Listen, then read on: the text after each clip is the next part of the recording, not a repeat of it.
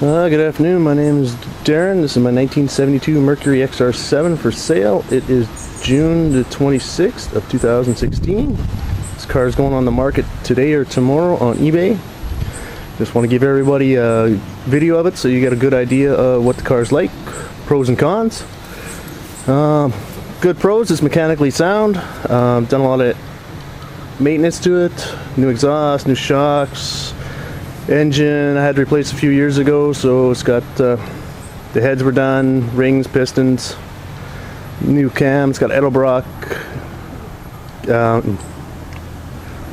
intake and Edelbrock 600 carb. It's originally 351 Cleveland 2-barrel heads. Got the new dual exhaust 2 years ago. Transmission went last year, so I put in a rebuilt or a used transmission. Runs fine. It's a good 20-footer. Cons, the body work needs some work. Not major rust, but some minor stuff, so we'll just do a quick walk around.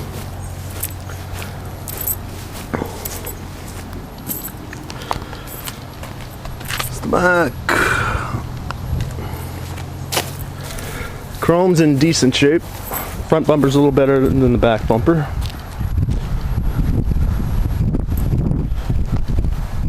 Still shines pretty good, but it's kind of a 20-footer. Got the tires are good, 14-inch Magnum 500s on there. Okay, so we'll just go over. It's got a lot of door dings. It's probably the original 72 paint job. So I don't know if you can see it here in the light. Some watermarks and stuff on there. Windshield's got one crack. Other than that, it's good. The vinyl is good. The bad part is, you can see it here. There's some rust bubbles coming up underneath the vinyl. Here, and just a small spot over on the other side. A little bit here. On the mirror,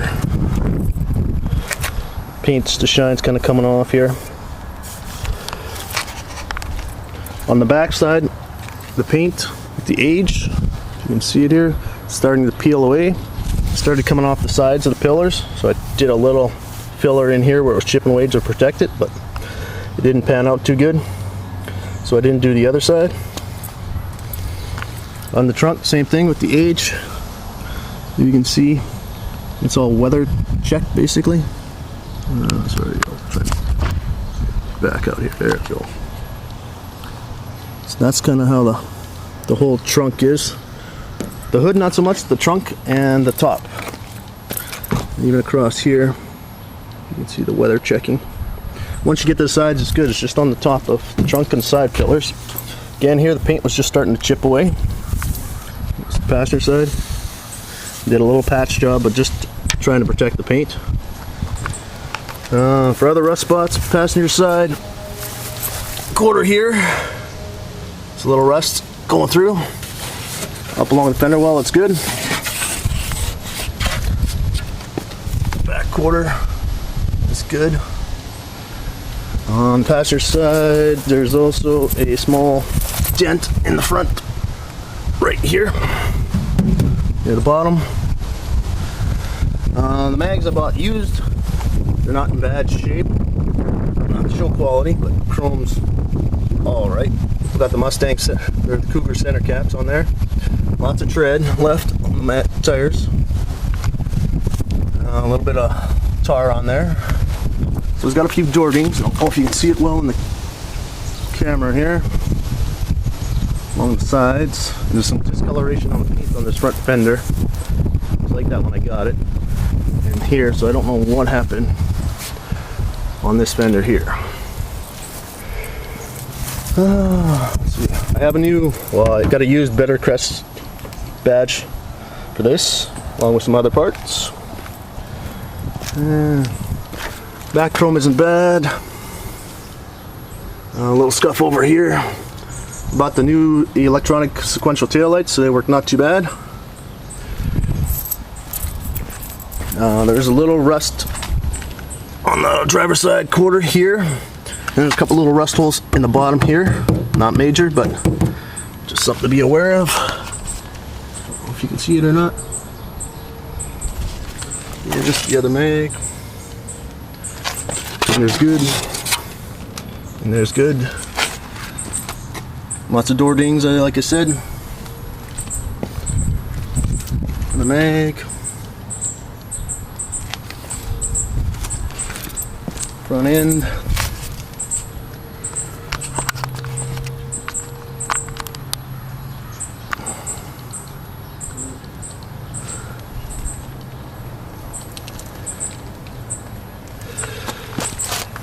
So I bought this car 8 years ago from a guy who bought it from a guy in Iowa. Picked it up in Reno. It's black on black. Driver's side door panel has a little bit of cracking, a little warpage. And it's starting to crack here. Looks like they had it patched up at one time. Passenger side's a lot better door panel. Seats are good for original. Little scrapes, but no cuts, no breaks. You can see those. Passenger side. Back seat's perfect.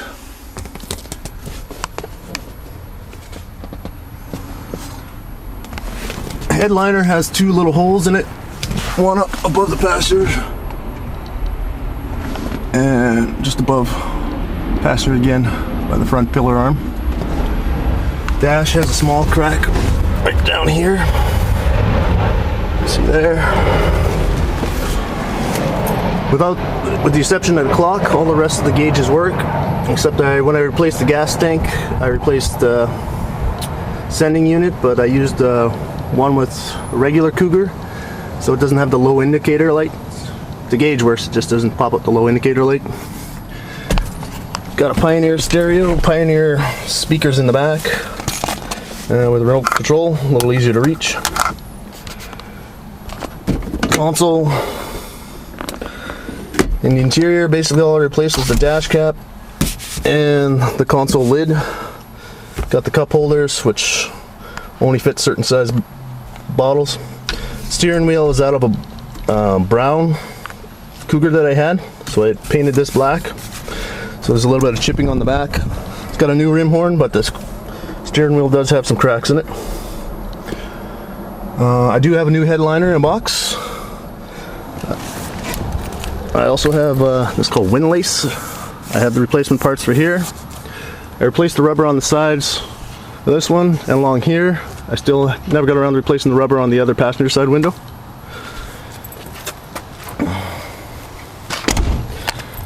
This emblem is in pretty good shape. The front one's not bad.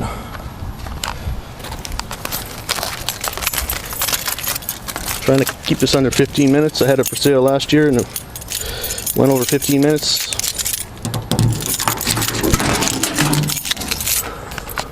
Trunk. So it's 351 Cleveland, 2-barrel, the new sequential. I don't know if you can see where the rust holes are down there. There you go. There's the rust holes on that side. Rust is fairly solid. Or trunk is fairly solid. Some surface rust on there. The bracket broke on this one, so just a little duct tape holding the light bulb in. Down there, that one's much better, no rust holes.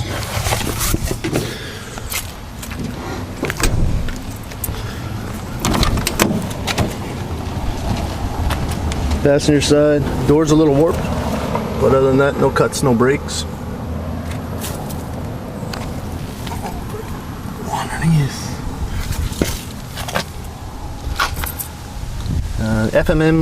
FMX transmission. Again, I got the replacement for those. Need a special stapler to put them on. I don't have, but it's about 40 bucks. At your local upholstery place, you take off the panel and they'll put it on for you. Again, there's that crack in the dash. And passenger seat.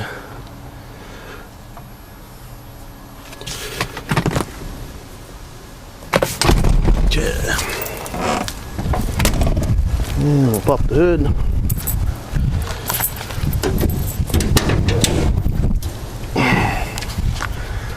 So 351 Cleveland 2-barrel.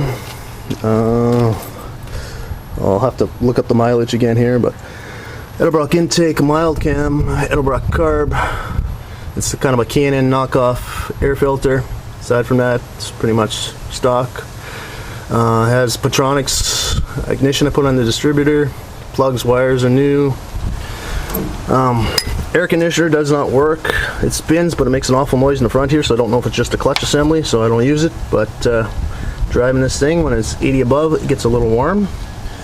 Water pump I was overheating last year, so I replaced the water pump, flushed the whole system, and everything's good and handy there. I was driving to 90 above the other day, running right on the nice and even, not overheating at all. And we'll start her up for you.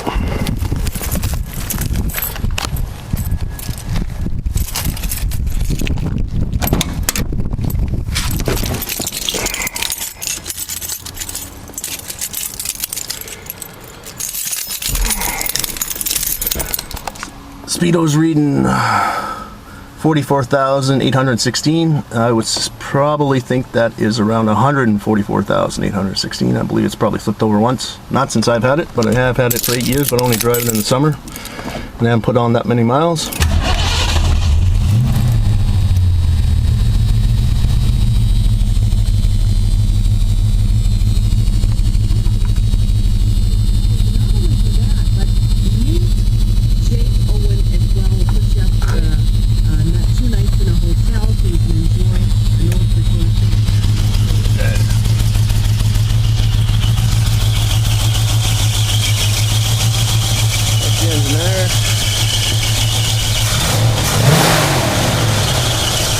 Don't know what more I can show you for that part.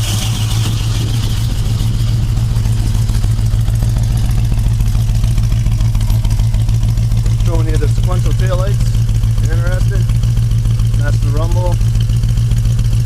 It's got Dynomax mufflers on it. It had Delta 88s, but they're a little loud, so then I switched over to Dynomax to make it a little less loud. Didn't have the original shoulder harnesses, so I had some brown ones that were half-ass dyed black, but all the rest is the original black interior. Okay. And that's pretty much my car. Not much else I can tell you.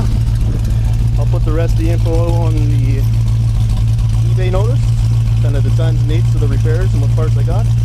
I do have a whack of parts that I haven't put on yet. And some cougar Mustang or cougar hubcaps, not in the best shape. Some old sequentials, the headliner, the other batch for the other pillar. I haven't had a lot of luck using this flamethrower 2 to work, so I have to use the original one. I'm not getting enough